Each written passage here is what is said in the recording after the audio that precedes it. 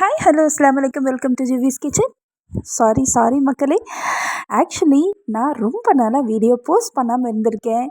And அதுக்கு பின்னாடி நிறைய ரீசன்ஸ் இருக்குது. எனக்கு கொஞ்சம் ஹெல்த் இஷ்யூஸ் இருந்தது. மீன்வைல் என்னால் நிறைய வீடியோஸ் எடுத்து போஸ்ட் பண்ணுறதுக்கும் டைம் ப்ராப்பராக எனக்கு அமையல.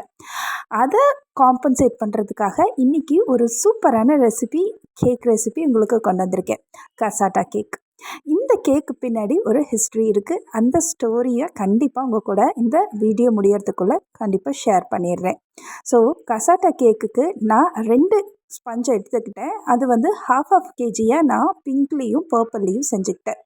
இதை 1 பை 1 மாற்றி அடுக்கி அதுக்கு நான் ஐசிங் பண்ணிக்கிட்டேன். ஐசிங் பண்ணிவிட்டு ஒரு 15 மினிட்ஸு ஃப்ரிட்ஜில் செட் பண்ண விட்டுட்டேன். அது செட் ஆனனையும் மெயின் ஐசிங் பண்ண ஸ்டார்ட் பண்ணிவிட்டேன். அண்ட் அந்த ஐசிங்க்கு சூப்பரான கலர் காம்பினேஷனில் நான் ரோஸட் டிசைனும் பண்ணிக்கிட்டேன். ஸோ இந்த கேக் யாருக்காக அப்படின்னு பார்த்தீங்கன்னா எங்கள் அக்கா வீட்டுக்காருக்காக.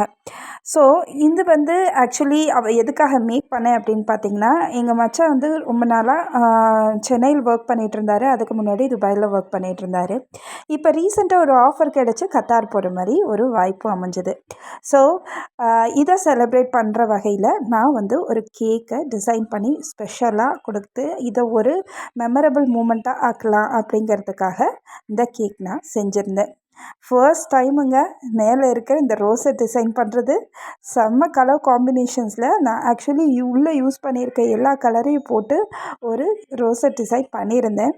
அப்படி அழகாக வந்திருந்தது. ரொம்ப எனக்கே ரொம்ப பிடிச்சிருந்தது. அண்ட் ஹெச்ஜே அப்படின்னு சிம்பிளாக ஹாப்பி ஜேர்னின்னு எழுதிட்டு, பிகாஸ் எங்கிட்ட கரெக்டான பைப்பிங் இல்லாதனால, எங்கிட்ட பெரிய ஹோல் உள்ள பைப்பிங் பேக் இருந்தனால அதில் எனக்கு எழுதுறதுக்கு சௌகரியப்படல. அண்ட் இதுக்கு மேலே நான் வந்து அந்த சில்வர் பால்ஸை ஆட் பண்ணிவிட்டு தென் நாங்கள் பேக்ரில் போயிருந்தோம்.